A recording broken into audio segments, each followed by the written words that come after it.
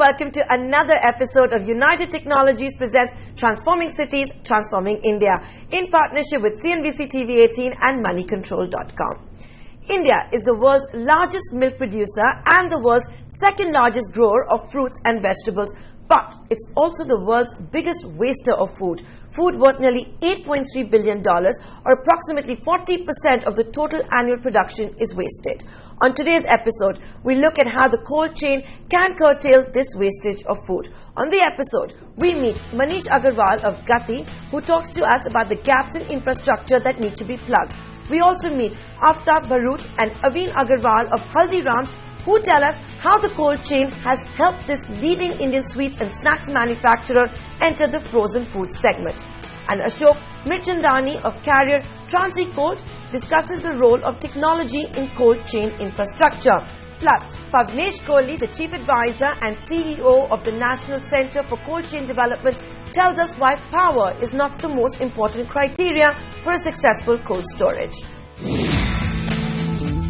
Agriculture contributes 14% to India's GDP and is the primary source of livelihood for 58% of its population. According to the World Economic Forum, while farm output has increased from 208 million tons in 2005-2006 to 263 million tons in 2013-2014, almost 40% of food produced does not reach its consumers. In case of fruits and vegetables, the figure rises to 70%, leading to steep prices. For a country which houses 1/4 of the world's undernourished people, it is critical to curb this wastage as soon as possible. So a lot of food is wasted because there isn't enough post-harvest infrastructure for handling fresh produce, and there also isn't enough cold chain infrastructure up to the point of consumption. One of the reasons for this is that this investment is expensive and it requires a higher yield on the produce which is eventually bought by consumers, and fresh produce is still treated like a commodity in India. So while consumers are increasingly becoming aware of and influenced by brands in the processed food industry, it's not so much in the fresh food industry. Secondly, farmers are largely unaware of the needs of the market, and so therefore are not able to adequately market their produce, and they don't have direct market access because the system is largely dominated by the APMC system. So one thing we're trying to do at Gati is connect farmers directly to consumers and thus empower them to market their produce and also get a higher realization. Government schemes today encourage cold chain infrastructure at the point of harvest, but it's not enough to subsidize the capital cost of cold chain equipment. It's also important that this equipment is used efficiently because it also incurs a high operational cost. While substandard infrastructure is a major problem, there are other ancillary issues which also adversely affect the agriculture and food processing industry. So firstly, food requires a very high standard in quality, and this is usually a challenge when you're dealing with multiple service providers. So this is one of the main issues that the food processing industry faces, because since the industry is so fragmented, they typically have to deal with multiple service providers along the chain. The second is because of the interstate taxation laws in India today, companies need to have CNF agents in every state, which means that the product goes through multiple warehouses before it finally reaches the consumer. So when it comes to food, this is again a risk, because the less it is handled, the better. And thirdly, the cold chain industry in India today is largely dominated by full truckload service providers. So this reduces the flexibility that food processors need, especially during the off-season, because food is generally a seasonal product. And it also makes it difficult for them to access new markets until they can reach a certain volume. And it also discourages the growth of new food processing companies that haven't reached the scale to fill up a whole truck. Established in 1989, Gati is one of the top distribution and supply chain solution providers in India. With over 4,500 trucks, they deliver 6 million packages a month. With quality being king, an integrated logistics partner makes it easier for companies in the food sector to transport their products over longer distances. when it comes to quality standards, the Indian government is becoming increasingly stringent about these norms. So there's something called the Food Safety and Security Authority of India, FSSAI, which creates some guidelines for cold storage and transport operators. It's not really too difficult to get this certification as long as you maintain the temperature and quality throughout the chain. It's important to have an integrated logistics solution provider to enable greater efficiency as well as greater transparency and economy of scale so that it can become viable.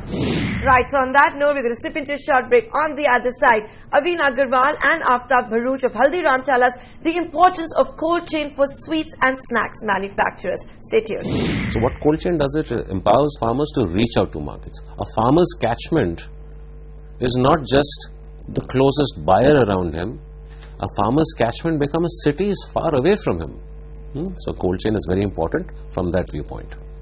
Cold chain is also important from a national viewpoint if you look at the amount of resources that go into producing food. Those resources are in terms of water, effort, fertilizer, seeds, money. Now with cold chain, that money, that input which comes out as a edible food product is able to reach gainful end use.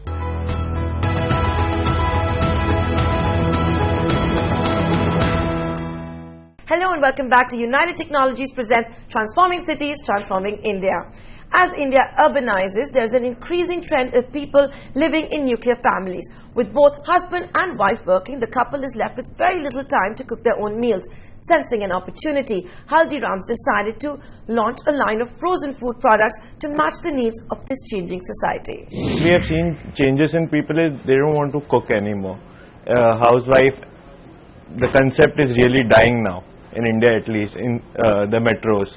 And people just, when husband and wife come in from work, they don't want to cook, they just want to go out, or rather cook something at home which is done in a minute or two. That is where the frozen food came in, that is where we started investing in this project. Because it's still too early, but definitely the concept is coming in. Haldiram has launched into this frozen food segment, which is very healthy food, like home cooked food, frozen in condition, and then it is stored away at temperature of minus 20 degrees and is conveyed to the end point in minus 20 degrees by using cold chain vehicles. So that's the way we are giving our pure ingredient food to the end market users. Well, in frozen food segment, when you produce for frozen food segment, a lot of challenges are there, like microbial counts have to be considered. Then you have to consider the temperatures, the hygiene standards, and also how you pack things. Is very important. Packaging today is a very important role. Nowadays people read more and eat less. The codes and other things and all the ingredients, nutritive values, they're all very necessary. Established in 1937, Haldiram's is now a trusted supplier of sweet and savory foods to domestic and international markets. Even though their manufacturing is based around Nagpur, cold chain infrastructure is integral for Haldiram's distribution and raw material procurement operations. Previously, the cold chain was lacking. The government is giving a lot of push for cold chain, cold storages, giving an emphasis on that, giving rebates for that, subsidies for that. So many people are coming this line.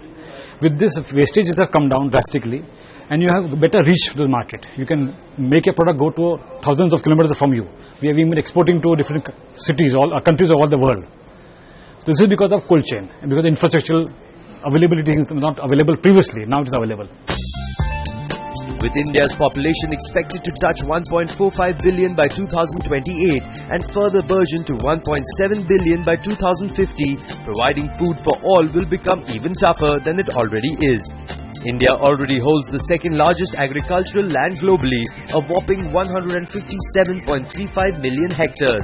So cultivating more land is clearly not the answer. The best way to tackle wastage food is by optimizing the utilization. For example, what a lot of people in US and UK do is if they're having a pizza, they tend to store a few slices away if they're not having them. So that is where the basic frozen technology lied in. And that is what we also recommend people, that supposedly we serve 283 grams of curry. So we recommend that you take only half of it if you require only half of it. Then it's very easy to thaw half of it. For India to progress in this food line, cold chain is absolutely important. You cannot have a product reaching far-flung areas if you don't have cold chain, which takes off your trucks, your cold storages and deep freezers at the point of sale. All this chain, if it is not in place, your product cannot survive the pressures of temperature and transportation of the things. So now government is giving a lot of push on that. Roads are being made proper, the 4 lanes are being available, so traffic is faster. Your cold chains, vehicles are available, so things are moving at a very fast pace. Fresh foods are available everywhere. Fruits which are not available in Nagpur, right from Kashmir, are available now. So these things are because of cold chain. And on that note, we're going to slip into a short break here on Transforming Cities, Transforming India. On the other side of this short commercial break, CNBC TV18 Sumit Lakhotia is going to be in conversation with the Managing Director of Asia Pacific for Carrier Transicold, Ashok Mirchandani. He's going to talk about the challenges and opportunities for cold chain infrastructure in India. Stay tuned. Not too many people know, cold chain is not just about power. It's just not about the fact that it needs power. That's a given in any case, and that's what is spoken of normally. Cold chain also depends a lot on utilizing gases which are called refrigerants. And these refrigerants have the ability, in fact they have a very high ozone depleting potential and a global warming potential. India's cold chain, a large asset base in cold stores, almost 97% of it is ammonia based. It's a natural refrigerant. Zero ODP, zero GWP. So we need to be proud of that.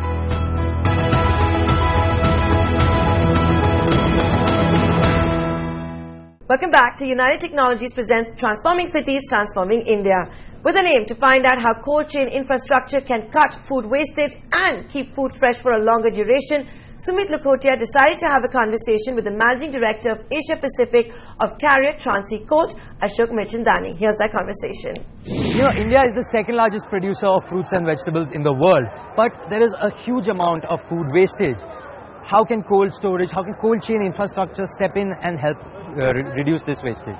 Look, Sumit, you're right. 40% of our fruits and vegetables are wasted each year. That is in fact more than a country like the United Kingdom consumes in a year. And what is happening is there are gaps all along the way from the farm to your table. At the collection point, there isn't enough proper packing, grading, sorting. There's no refrigerated cold storage. The transportation is, you can look around. We are in APMC in Vashi, yeah, we're in the APMC in Vashi, and the largest fruit and vegetable wholesale yard in India. And there are no refrigerated trucks. So fruit and vegetables just move like this and spoil. Again, at the front end, there are no warehouses. There aren't enough refrigerated retail outlets. So the net result is the quality of the food deteriorates. The waste increases, the shelf life is lower, it spoils before it reaches the consumer. So that's what food loss is about. And that's where the cold chain comes in. So look, the cold chain is not the only but a very, very important part of this. You refrigerate for fruit, you extend the shelf life, you make sure the quality does not deteriorate, it stays fresh longer, so there's more time to get to the market and sell it. So it's not wasted, so it's not a loss. There is a big push from the government towards renewable energy and renewable energy power plants. Do you think we can maybe, solar paneled refrigerated trucks or solar powered cold storages? Do you think that's maybe something in the future, near future, or maybe in the future that we could expect? Oh, absolutely. Solar powered sources of energy, obviously, better refrigerants based on carbon dioxide, refrigerants based on other hydrocarbons. There's a lot of work going on these to make it more energy efficient. Now add to it, the government is doing a lot in terms of reducing taxes, making imports duty free, trying to give a lot of subsidies. I think a lot has been done in the last few years to make the cold chain grow, and that's why we are seeing a tremendous growth. we're seeing like 25% growth each year. Okay, and also like you said, the other government initiatives are like under the Make in India initiative of the Narendra Modi government. They're talking about a lot of food parks. So that is, and food processing is also one of the segments under the Make in India initiative. So that should see a lot of growth. But what more is needed from the back end push? Do we need more awareness amongst the farmer community to accept cold chain storage and stuff like that? Absolutely. The government has done a lot. These 42 food parks are announced. So many cold chain projects are being supported. But in the end, it's about education. Yeah. The farmer community, the intermediaries. One of the problems in India is that the agricultural marketing goes through many intermediate states. Yes. So we believe that education and awareness is key to changing this. And that's what has happened. If you look around the neighborhood, take Thailand or take Malaysia or Brazil, up to 80% of their produce goes through a cold chain. India, in spite of being the second largest producer of fruit and vegetables in the world, we only pass about 10% of our produce through the cold chain. The rest just comes, as you can see how it's being transported now. Again, the importance of cold chain warehouses, of cold storage warehouses, of trucks is very important. It's really important to our full food supply chain. But those can't exist in isolation. You need good roads, you need proper infrastructure, smooth entry points, exit points for these trucks to move fast. Things looking bright on that end? Absolutely. Look, there's this thinking that cold chain is only refrigerated cold storage. And as you put it, that's very, very incorrect. It's a very myopic way of looking at it. The cold chain is exactly all this. You need better collection, you need better roads. A lot is happening on the roads. The Golden Quadrilateral has made a big change. We are seeing more and more roads coming up. So then the trucks move faster. We are hoping with the GST, all these blocks at each state checkpoint will go. So you'll get faster movement. You come to a mandi like this. There are many entrepreneurs who set up modern cold storages here. Again, methods of material handling are improving. All that put together is driving change. Of course, a lot needs to be done, but I think the heartening thing is that it's happening. So Ashok, we were talking on the episode earlier to Pavnesh Kohli, who's with NCCD, and he mentioned one thing, that very often cold chain is associated with food not being fresh. Is that also a behavioral change that we need to bring about? That is, to some extent. Actually, there's a funny contradiction here, that frozen is actually fresh. You keep food frozen, you preserve the nutrients, you preserve the vitamins, it stays fresh longer by virtue of being frozen. Now, we have this cultural mindset that anything frozen is not fresh. Paradoxically, anything frozen probably reaches you more fresh than something which just came in a truck like this. So, but it's cultural mindsets. You take say in the generation before mine, probably my mother cooked fresh food at every meal. My wife cooks fresh food once a day or once in 2 days. My daughter now, if she cooks fresh food once a week, it's great. So it's a mindset change. True. Now it's happening in the cities, it has to happen along the way. It calls for more education, more awareness, some change in cultural patterns, but I believe that will happen. As more people move to the cities, as middle class aspirations rise, income levels rise. Nowadays in most homes, both partners are working, so there isn't that much time to go to a market and buy fresh fruit. So it's changing, and I think as urbanization proceeds, it will change faster. Before I let you go, Ashok, my final question is, what is your view for the next 5 to 7 years for the cold chain infrastructure in India? The trends are very much there. We've seen growth of 25 to 30% each year. That can only accelerate. My vision is that this 40% fruit and vegetable that we waste will come down to a manageable 10 to 15%. Right. A time will come when all produce will be stored in refrigerated warehouses, will move in refrigerated trucks, and And these are not pipe dreams. It's happening. The numbers tell us this is what is happening. And I can only see this improving. In the next 5 to 7 years, I think this industry will about treble in size. As part of its Make in India initiative, the government has provisioned for 42 mega food parks to be set up in the PPP model. And it's also pushing for better infrastructure to improve connectivity across the country. Plus, increased use of cold storage and refrigerated trucks will improve the food distribution chain, which will help India increase the amount of food that's available for all the citizens.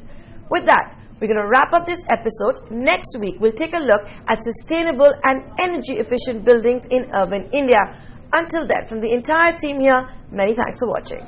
We have almost the world's largest footprint, largest asset base in cold stores. And we have almost negligible when it comes to pack houses. Pack houses are village level back-end infrastructure. They create the source points. They're like the factories for fresh produce. So that's one thing that we've been driving as NCCD, to make sure that we have the first entry points, the ticket booths to say to get onto the railway line.